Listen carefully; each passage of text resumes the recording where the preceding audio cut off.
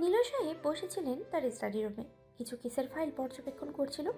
আনিমা বেগম চা হাতে রুমে প্রবেশ করলেন। চায়ের কাপ টেবিলে রেখে তিনি স্বামীর মুখোমুখি হয়ে চেয়ারে বসলেন। স্ত্রীর আগমনে নিলয় সাহেব তার দিকে ফিরে তাকালো, ভ্রু উঁচিয়ে জিজ্ঞাসার ভঙ্গিতে চাইল তার পানি। অনিমা বেগম কোনো জড়তা ব্যতীত কাট কাট কণ্ঠেই বলল, হাসিবের সঙ্গে মেয়ের ডিভোর্স কি আর তুমি আদতে করাবে, নাকি আমি অন্য লয়ার দেখব? কোনটা?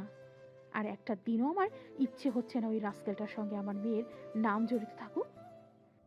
নিলয় সাহেব ঠান্ডা মাথায় মুচকি হেসে বলল, এত রেগে যেও না গিন্নি। 1 সপ্তাহ ধৈর্য ধরো, আমার মেয়ে মুক্ত হয়ে যাবে। আর ওই রাস্কেলটার উপযুক্ত শাস্তি আমি তাকে দিয়ে ছাড়ব। অনিমা বেগম থামলেন না। তিনি অন্য প্রসঙ্গে বললেন, আর ছেলের ব্যাপারে কি ভাবলে? তোমার ছেলে কি ভেবেছে মেয়েটাকে সারা জীবন এমন তুচ্ছতা ছিল করবে? ভদ্রলোক বিপদে পড়েছে, না হলে তার মেয়ের বিয়ে না কোনোদিনও তোমার গোমরামুখ ছেলের সাথে দিত না। নিলয় সাহেব মনে মনে বললেন, ছেলেটা কার মতো হয়েছে দেখতে হবে না? হয়েছে তো একদম তোমার মতো গিন্নি। তুমি যেমন গোমরামুখ, তোমার ছেলেটাও হয়েছে তো তাই। এখানে আমার দোষ কোথায়? আমার জিনের বেশির ফাঁক ফেলে ছেলেটা আমার মতোই হাসি খুশি হতো, কিন্তু হয়েছে তো সে তোমার মতো। বোধহয় বেশিরভাগ জিন তোমারটাই পেয়েছে। তবে ছেলে জন্ম দেওয়ার পরিকল্পনা করার সময় কি আর একটু ভেবে করা উচিত ছিল? মিস্টেকটা কি করে হলো? আমার কত জটিল জটিল কোনো কেসেই তো এই পর্যন্ত কোনো মিস্টেক হয়নি। তবে কি সে সংসার জীবনেই একটা বড় সর মিস্টেক করে ফেলেছি? অনিমা বেগম আবারও বললেন, আত্মীয় স্বজনকে ডেকে ঘটা করে অনুষ্ঠান করবে কবে তা ভেবেছ? তারা তো মুখিয়ে আছে ছেলের বউ দেখবে বলে। কতদিন তাদের বুঝ দিয়ে রাখা যায়? নিলয় সাহেব হেসে বললেন, সে তোমার ছেলে, যতদিন পর্যন্ত না বলছে তোমার ছেলের নতুন কর্মস্থলেও তো কেউ জানে না। ভাবো তবে কতটা ডেঞ্জারাস। তোমার ছেলে তোমার মতোই একদম ফার্স্ট ক্লাস হয়েছে, কি বলো? অনিমা বেগম কর্কশ স্বরে বললেন, আমার মতো নয়, তোমার মতো হয়েছে ফেলে। যেমন বাপ তার তেমন ছেলে। নিলয় সাহেব ভম্ব হয়ে স্ত্রীর গমন পথের দিকে তাকিয়ে রইলেন। যা বাবা, সারাক্ষণ তার ছেলে করে মুখে ফেনা তুলে ফেলে। আর সেই কিনা একটা অন্যায় আবদার করে বসলো, অমনি সে ছেলে আমার হয়ে গেল। আজও মহিলা গোষ্ঠী, এদের মন বুঝিবার সাধ্যি আছে কার? আশা একা একা মন খারাপ করে বসে আছে ক্লাসে। আজ তার প্রিয় বান্ধবী তাসের ঘর ও আসেনি, তার ক্রাশ স্যার নিস্তব্ধও আসেনি। কি মুশকিল, এখন সে একা একা করবেটা কি? প্রথম ক্লাস শেষে আশা বের হলো। একা একা বসে থাকতে ভালো লাগছে না আর। করিডোর পার হতে গেলে হঠাৎই কিছু স্টুডেন্ট এর অযাচিত কিছু কথায় তার চলন থামিয়ে দিল। কানে পেতে শুনতে চেষ্টা করলো কথাগুলো। মানসার সঙ্গে থাকা তার এক চেলার রায় বলল, তুই তো নিস্তব্ধ স্যারকে পছন্দ করিস, কিন্তু স্যার তো তোকে পাত্তাই দেয় না। কি করে পটাবি স্যারকে? মাঝে দেখি স্যার তাসবি মেয়েটার দিকে খেয়াল রাখে। কিছু তো ঘাপলা আছেই, বুঝলি? আর মেয়েটাও বড্ড বার বেড়েছে। সেদিন তো তোকে থাপ্পড়ও মেরে দিল। কত বড় সাহস মেয়েটার, দেখেছিস? মানসা শয়তানি হেসে বলল, হুম, ওই মেয়েকে তো আমি দেখে নেব। আজ কলেজে আসেনি, তবে আজই ওর খেল খতম করতাম। ওর বড় বড় চোপা ভেঙে দিতাম। আর নিস্তব্ধ স্যার তো এই মানসারই হবে। বাবাকে আজ বাড়ি গিয়ে বলবো স্যারের কথা। বাবাকে বলবো স্যারের সঙ্গে আমার বিয়ের ব্যাপারে কথা বলতে। অতএব নো চিন্তা, এই মানসাকে অপছন্দ করবে এমন কোনো ছেলে আছে? আমার এক চাউনিতেই ছেলেরা লাইন লেগে যাবে। রায় বলল, বাপ্পা, একেবারে বিয়ে? মানসা লাজুক হাসলো, আরেকবার বলল। মানসা শয়তানি হেসে বলল, আসুক না একবার কলেজে, তখনই দেখাবো মজা। এই মানসা কি জিনিস সে হাড়ে হাড়ে টের পাবে। সব কথা শুনেই আশা চোখ বড় বড় করে নিল। আর নিস্তব্ধ স্যারকে বিয়ে করার কথা শুনে ফিক করে হাসতে গিয়েও আবারও মুখ চেপে দিল। না, এই অসাধারণ খাবার তো তাসফিরকে দিতেই হচ্ছে। তাছাড়া তাসফির কি ক্ষতি করবে এই অসভ্য মেয়েটা? তাসফিরকে সতর্ক থাকতে হবে।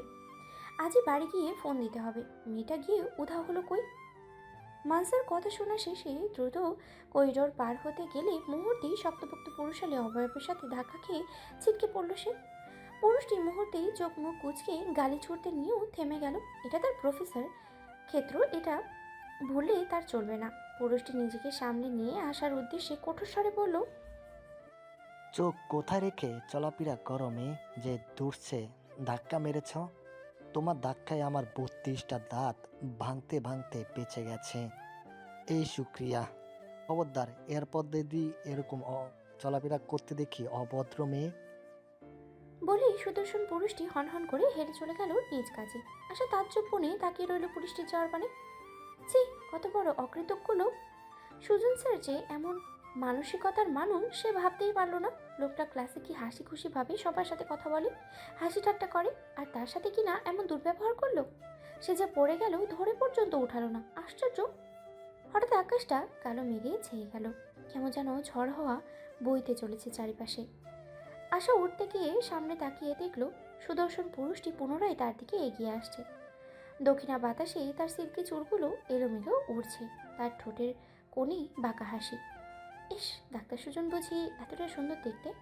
কই, আশা আগে তো খেয়াল করেনি। ফর্সা মায়াবী একটা চেহারা, মনে হচ্ছে নিস্তব্ধ স্যারের কার্বন কপি।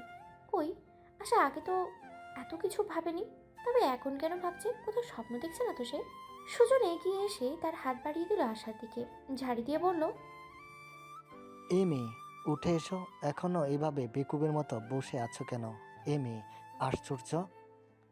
আশা নিজের কাপা কাপা হাতটা সুজনের হাতের মাঝে রাখলো। শিরশির করে উঠলো তার শরীর।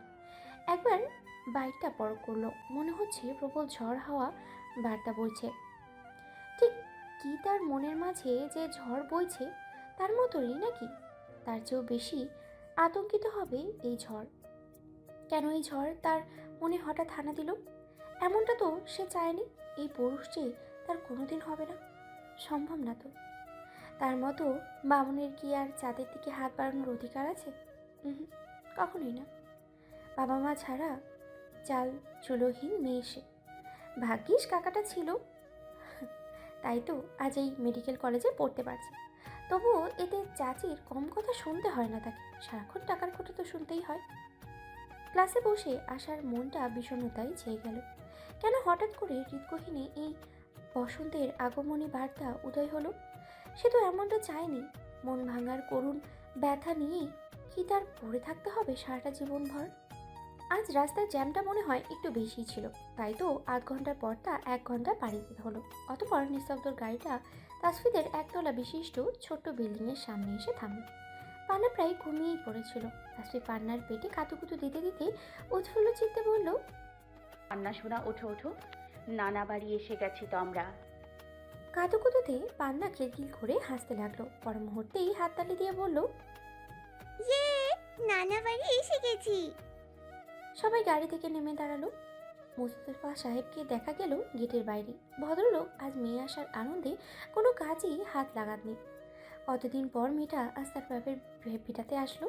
মুস্তফা সাহেব এগিয়ে গেলেন। এসো বাবা এসো, তোমরা ভেতরে চলো। পায়েল সালাম দিল তাকে। মুস্তফা সাহেবও তার মাথায় স্নেহের হাত বুলালেন।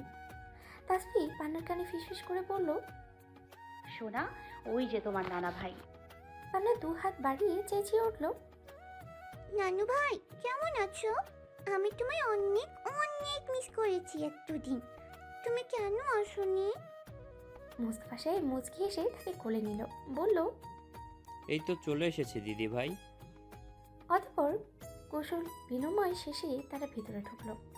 বসার ঘরেই দেখা গেল তাসফির 2 চাচির হাস্যোজ্জ্বল মুখশ্রী, আর সঙ্গে তার চাচাতো ভাই বোন। ছোট চাচির কলেজে পড়ুয়া মেয়ে অনিকা, আর তার মায়ের কানে ফিসফিস করে আফসোসের স্বরে বলল, দুলাভাই দেখতে কিন্তু একদম ফিটফাট, কি বলো মা?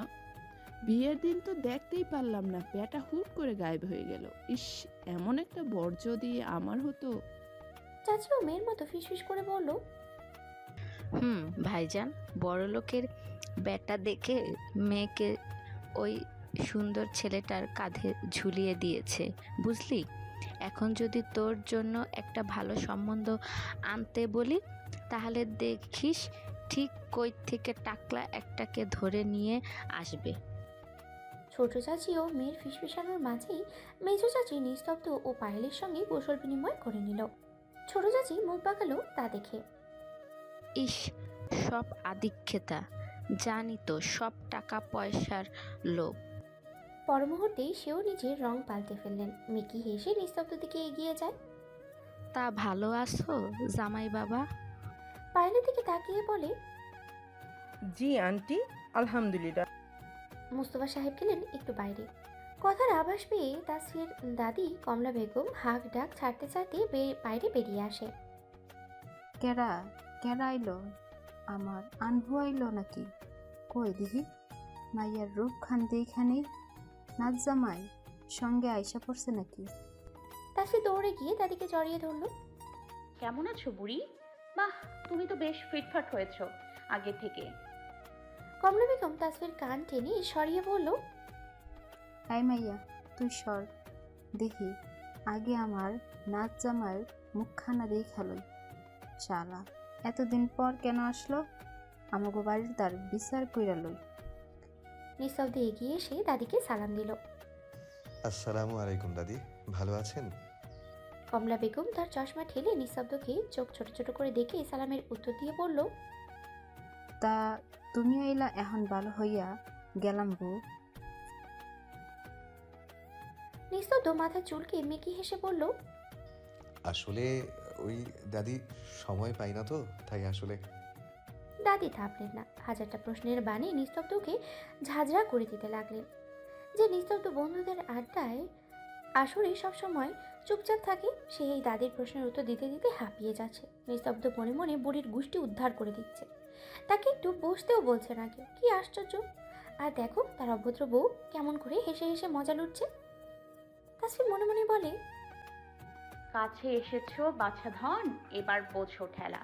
সারাক্ষণই তাপসিকে ধমকানো, তাই না? সারাক্ষণ মুখখানাকে বাংলার পা আঁচ করে রাখো কারণ ছাড়া। এবার কারণ নিয়ে একটু কাদো কাদো মুখ করো বাছা।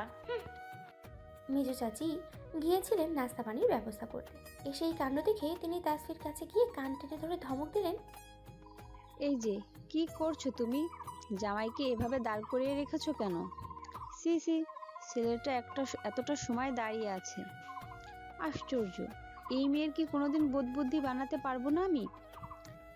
মেজো চাচি হতাশ মুখে শাশুড়ির দিকে এগিয়ে গেলেন। মাথায় চুল পেকে বুড়ি হয়ে গেছে, তবুও তার শাশুড়ির এ কি কোনোদিনও কাণ্ডজ্ঞান হবে না? নতুন জামাইকে কেউ এভাবে দাঁড় করিয়ে রাখে? আম্মা, আপনি কি করছেন? কথাবার্তা তো পরেও বলা যাবে।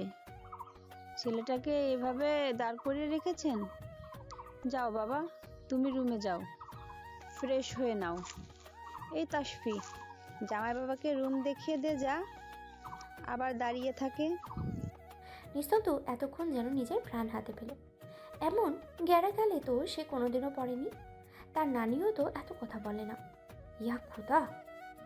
তাসফির মুখ বাঁকিয়ে নিস্তব্ধর উদ্দেশ্যে বলল, আসুন জনাব। নিস্তব্ধ যত দ্রুত সম্ভব কেটে পড়ল।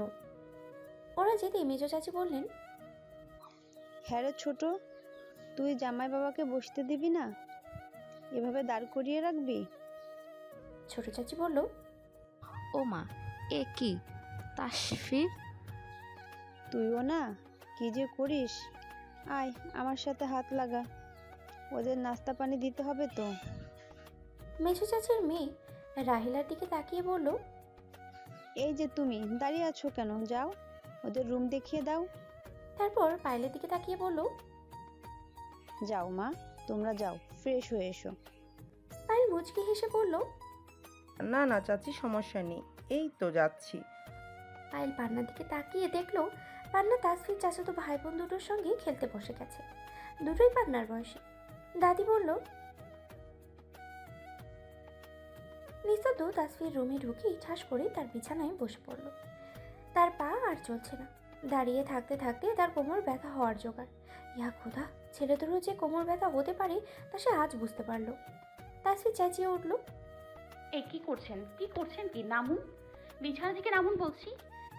তাসফির চিল্লানোতে নিস্তব্ধ আবারও লাফ দিয়ে দাঁড়িয়ে পড়ল। তার মনের মাঝে আতঙ্ক সৃষ্টি হয়েছে, এই না আবার দাদি এসে কথা জোরে দেয়।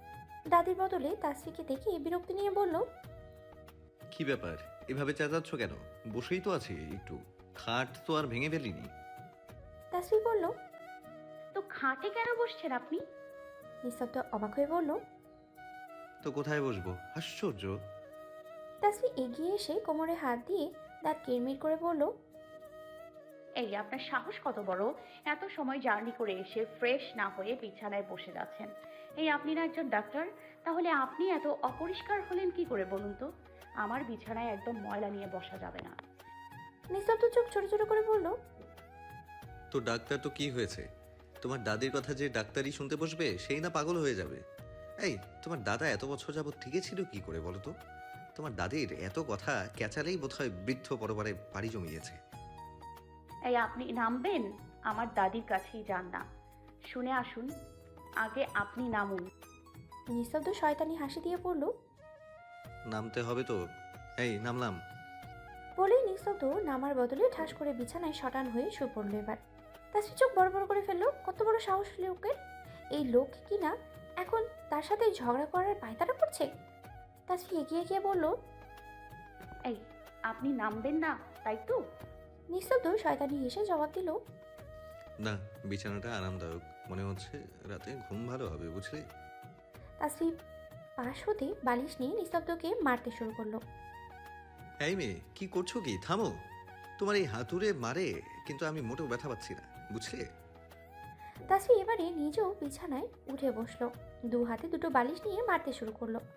নিস্তব্ধ থামাতে গিয়ে হঠাৎই তাসফির এক হাতের কবজিতে টান দিল। তাসফি ব্যালেন্স রাখতে না পেরে নিস্তব্ধ শক্তপোক্ত পুরুষালীর শরীরের উপরে উবু হয়ে পড়ল। নিস্তব্ধ তাসফির বাম হাতের কবজি চেপে ধরা, অপর হাত দিয়ে ঠেকলো তাসফির কোমরে। দুজনের ঠোঁট ছুঁই ছুঁই। হঠাৎ এমন ভয়ঙ্কর পরিস্থিতিতে দুজনই হতবাক হয়ে গেল। তাদের মোটেও কল্পনায় এমন কিছু তো ছিল না। তাসফি নিস্তব্ধর দিকেই চোখ বড় বড় করে তাকিয়ে রইল। তার বুকের মাঝে কেমন যেন ঢোল পেটাচ্ছে, কেমন শিশিরানো অনুভূতি। পেট গড়গড় করছে। ইস, কই সে আগে তো কখনো এমন অনুভূতি হয়নি। তবে আজ কেন হচ্ছে? সারা শরীর কেমন অবশ অবশ লাগছে তার। পুরুষ মানুষের, বিশেষ করে হালাল পুরুষের সংস্পর্শ বুঝি এমনটাই অনুভূত হয়। নিস্তব্ধ ফিসফিস করে বলল। এই যে মেয়ে, তুমি এত ভয়ঙ্কর কেন বলো তো? তাসফির মুখের উপরে কয়েক গোছা চুল এসে হানা দিয়েছে। নিস্তব্ধ এক দৃষ্টিতে তাকিয়ে আছে সেদিকে। ইস, এগুলো বড্ড বেয়াদব তার বইয়ের মতো। নিঃশব্দে সে তাসফির বাম হাতটা ছেড়ে দিয়ে কপালে আসা চুলগুলো সরিয়ে দিতে হাত বাড়ালো। তাসফির না চাইতেও চোখ বন্ধ করে নিল নিমিষেই। তখনই পান্না রুমে ঢুকলো। কাকাই কাকিয়াকে এই অবস্থায় দেখে ছোট পান্না কি বুঝলো কে জানে, সঙ্গে সঙ্গে সে চোখে হাত দিয়ে পিছু ঘুরে বলল।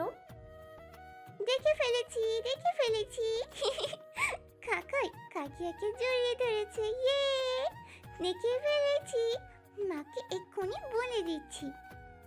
সব উচ্চাটন অনুভূতির জোয়ারকে বিসর্জন দিয়ে নিস্তব্ধ আর তাসফি দুজনেই দরজার দিকে চোখ বড় বড় করে চাইল। তাসফি তৎক্ষণাৎ তার কোমর থাকা নিস্তব্ধের হাত জোড়াকে খামচে ধরে উঠল। কোনো রকমে উঠে গিয়ে পান্নাকে পেছন থেকে জড়িয়ে ধরে বলল। না সোনা, মাকে কিছু বলতে হবে না। কাকিয়া তো তোমায় চকলেট দেবে তাই না সোনা? এসব পচা কথা কাউকে বলতে নেই, বুঝেছো? নিস্তব্ধ তৎক্ষণাৎ চেঁচিয়ে উঠল। উফ, গেছে গেছে, রাক্ষসে মেয়ে আবার হাতের মাংস খাবলে ছিঁড়ে নিয়েছে।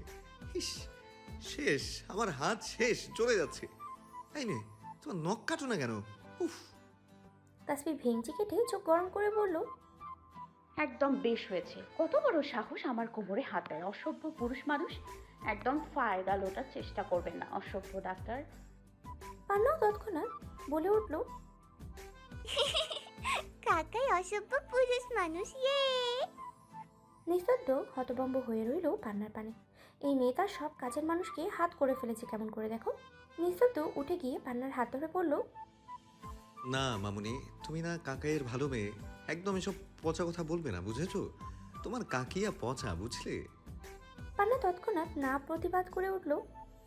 না না, আমার কাকিয়া বেস্ট, তুমি অসভ্য। নিস্তব্ধ অবাক হয়ে চেয়ে রইল। খেয়েছে তার ইজ্জতের ফালুদা করে দিয়েছে এই মেয়ে। না শোনা, এসব পচা কথা মোটেও বলতে নেই। কাকাই তো তোমায় চকলেট দেবে, অনেকগুলো চকলেট দেবে। সত্যি দেবে তো? প্রমিস? তাসফি পান্নার হাত ধরে বলল। না সোনা, তুমি কাকিয়ার কথা শোনো। সবাইকে গিয়ে বলবে তোমার কাকাই নির্লজ্জ, অসভ্য। নিস্তব্ধ তাসফির দিকে কটমট করে তাকিয়ে থেকে চিবিয়ে চিবিয়ে বলল, সত্যি দেবো তো শোনা, প্রমিস। অনেকগুলো চকলেট দেবো তোমাকে মামুনি, ভুলে এসব কাউকে বলবে না, ঠিক আছে? আচ্ছা, ইয়ে, আমি এতগুলো চকলেট পাবো।